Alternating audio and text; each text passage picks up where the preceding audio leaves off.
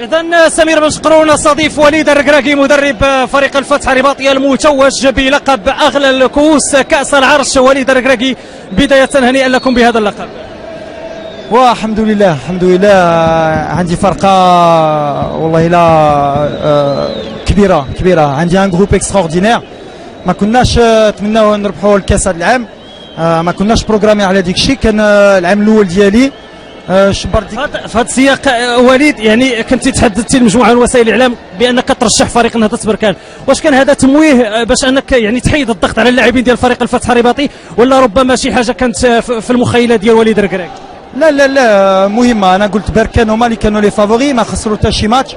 سي ان اكسبوا بالنسبه لي الفرقه ديالي ربحت بركان. الماتش الاول اللي خسروا بحال اللي كنقول مره الماتش اللي ما خصكش تخسر كان هي لا فينال.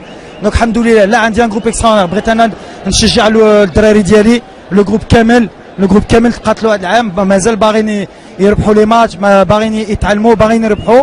وج لي فيليسيت هما والستاف ديالي وتا لي ديريجون ديالي اللي عطاو لي الثقه، خلاوني نخدم في بروجي ديالي، كيخلوني نخدم. سي ان غران كلوب لو فوس و جو سوي كونتون دو لور اوفرير لو تيتر هذا العام دو لا كوب. وليد غنسولوك اكيد، يعني اي بدايه جميله كيتمناها اي مدرب، انه الموسم الاول في البطوله الوطنيه ولا في كاس العرش يفوز بلقب. اكيد هذا كيكون شيء مهم بالنسبه للمدرب. يعني بغينا نعرف وليد الركراكي، واش كنتي يعني تايق في اللاعبين ديالك انك غتفوز بهذه المقابله؟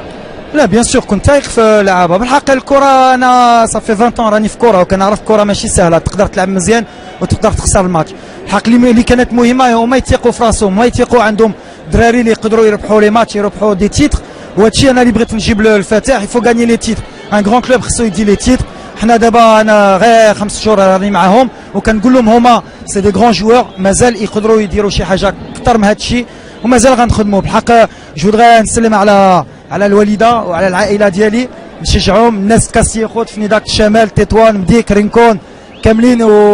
والحمد لله شي فريمون ان اومورو اليوم.